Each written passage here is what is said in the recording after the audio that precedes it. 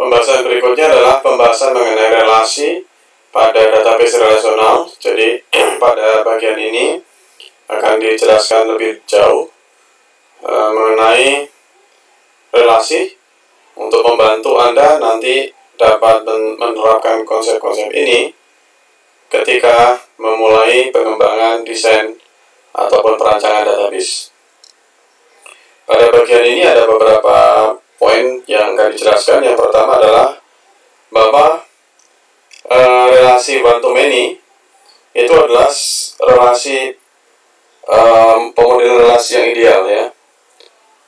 Dengan demikian tipe relasi ini seharusnya merupakan satu hal yang menjadi kebiasaan di dalam perancangan database relasional. Relasi one to one itu seharusnya adalah relasi yang jarang di dalam perancangan database relasional, sedangkan relasi many to many tidak dapat diimplementasikan di dalam relational model. Relasi many to many dapat diubah ke dalam dua relasi one to many. Relasi one to many adalah seperti yang sudah disampaikan tadi, adalah relasi yang biasa yang mungkin akan menjadi kebiasaan pada perancangan database relasional. Kita akan lihat pada contoh pada entity painter dan painting pada gambar 3.17 dan kemudian implementasinya ditunjukkan pada gambar 3.18 berikut ini. Kita melihat bahwa relasi painter dan painting adalah one to many dari painter ke painting. Jadi kalau dilihat di situ painter number, seorang painter bisa memiliki banyak lukisan, tetapi setiap lukisan hanya dimiliki oleh seorang pelukis saja. Nah, ya ini pada slide ini akan sama penjelasannya sebenarnya seperti yang tadi disampaikan, bahwa masing-masing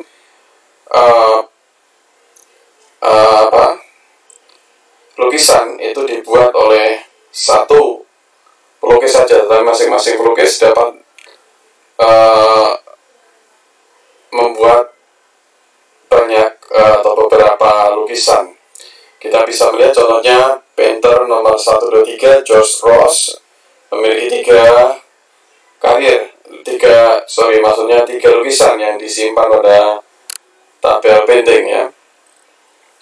Ya, jadi ini sama dengan yang tadi intinya ya. Jadi satu pelukis bisa memiliki banyak lukisan dan satu lukisan itu dilukis oleh satu painter saja. Berikutnya adalah mengenai relasi one to many ini. Itu dapat dengan mudah diimplementasikan pada model relasional dengan menaruh primary key dari one set ke table pada many set sebagai foreign key. Lalu kemudian relationship one to one sebagaimana dinyatakan melalui angka 1.21 itu artinya bahwa satu entity pada one to one relationship itu dapat berelasi hanya dengan satu entity yang lain dan sebaliknya. Jadi satu entity pada one to one relationship dapat berelasi dengan hanya satu entity yang lain atau sebaliknya. Contohnya seorang ketua jurusan, seorang profesor dapat mengepalai hanya satu departemen saja, dan satu departemen hanya dapat dikepalai oleh atau dapat memiliki satu departemen chair saja. Nah, entity profesor dan departemen menunjukkan relationship one to one. Relationship one to one pada dasarnya dapat dimodelkan pada gambar 321 dan implementasinya dapat ditunjukkan pada gambar 322. Nah, kita bisa melihat di sini ya, pemodelan relasi one to one pada profesor dan departemen, dan di bawahnya adalah implementasinya. Nah, sebagaimana kita melihat pada tabel 3.22, kita bisa melihat beberapa hal. Yang pertama adalah masing-masing profesor adalah karyawan pada Tiny College, ya, sehingga profesor identification itu atau profesor itu diidentifikasi melalui employee number-nya. Nah, relasi bantuan profesor yang mengepalai departemen ini diimplementasikan dengan memiliki foreign key atau menerapkan foreign key employee number pada departemen tabel. Ya, tetapi ini adalah relasi one to one, ya. Jadi memang jarang dipakai, ya, sehingga sepertinya tidak biasa. Nah, kita bisa mengatakan juga bahwa relasi one to one itu adalah special case atau kasus khusus dari relasi one to many, di mana many side-nya itu hanya single occurrence saja, kejadian tunggal saja. Di dalam kasus ini, departemen berisi employee number sebagai foreign key untuk menyatakan bahwa departemen itu memiliki seorang ketua jurusan. Ya, meskipun relationship one to one ini jarang, tetapi ya kadang digunakan meskipun itu jarang, ya. Nah, berikutnya kita akan membahas lebih lanjut mengenai relationship ini. Ya, kita sudah membahas beberapa kali relationship itu adalah hubungan antar entity.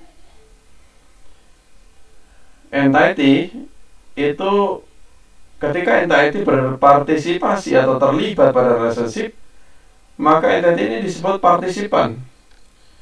Dan masing-masing relationship itu diidentifikasikan dengan nama yang menggambarkan relasi tersebut. Nama relasi itu bisa berupa kata kerja yang bersifat aktif ataupun pasif. Contohnya, student takes class, professor teach class, a department employs professor, a division is managed by employee, and an aircraft is flown by a crew.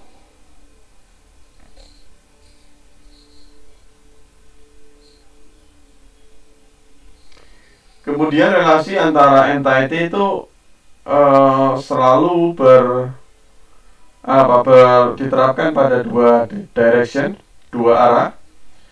Nah, untuk mendefinisikan relationship antara entity yang bernama customer dan invoice, kita harus menetapkannya dalam dua arah, yaitu dalam hal ini contohnya adalah customer mungkin menghasilkan banyak invoice, dan masing-masing invoice itu digenerate oleh satu customer. Karena Anda mengetahui dua arah direction ini, relasi antara customer dan invoice ini, maka kita bisa menyimpulkan bahwa relasi antara customer ke invoice ini bersifat one to many. One to many dari customer ke invoice. Nah, relationship classification itu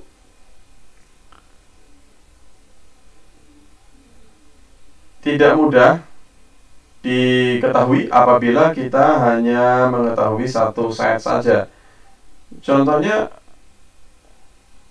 kalau kita tahu bahwa atau kita menetapkan bahwa division itu dikelola oleh seorang employee kita, maka kita tidak tahu apakah relasi ini one to one atau one to many. Dengan demikian, kita harus menanyakan apakah employee memanage lebih dari satu divisi atau tidak. Dengan demikian, dari saat situ kita akan mengetahui apakah division dengan employee itu one to one atau one to many. Jika jawabannya adalah ya, maka relasinya itu adalah one to many. Ya, jika jawabannya ya, berarti bahwa employee memanage lebih dari satu division, maka relasinya adalah bersifat one to many, dan kemudian ada dengan demikian bagian kedua dari relasi ini dapat ditulis sebagai employee dapat memanage banyak division. Tetapi jika employee tidak dapat memanage lebih dari satu division, maka relasinya adalah one to one, dan dengan demikian bagian kedua dari relationship dapat ditulis sebagai employee mungkin memanage hanya satu division saja. Nah, berikutnya adalah istilah connectivity dan cardinality. Jadi kita sudah banyak membahas tentang relationship sifatnya adalah ada yang one to many atau many to one to one, dan sebagainya. Nah, sekarang kita akan membahas lebih jauh ya. Connectivity itu menggambarkan klasifikasi relasi. Sedangkan cardinality memperlihatkan atau menunjukkan nilai minimum dan juga maksimum, jumlah maksimum dari kejadian entity yang berhubungan dengan sebuah kejadian pada relasi yang terkait, pada entity yang terkait. Nanti kita akan memperlihatkan apa yang dimaksudkan lebih jauh. Pada entity relationship diagram, cardinality itu diperlihatkan dengan menempatkan nomor yang tepat yang sesuai di samping entity dengan menggunakan format X, Y. Nilai pertama dari X, Y, yaitu nilai X dalam hal ini merupakan nilai minimum dari entity tersebut ya. Sementara nilai kedua dalam hal ini adalah Y, menyatakan jumlah maksimum dari entity tersebut. Ya, nanti akan lebih jelas lagi. Maksudnya cardinality itu seperti apa? Dengan contoh ya, lebih gampang. Banyak database designer yang menggunakan crossroad notation atau crossroad modeling tidak menggambarkan spesifik cardinality pada AR diagram karena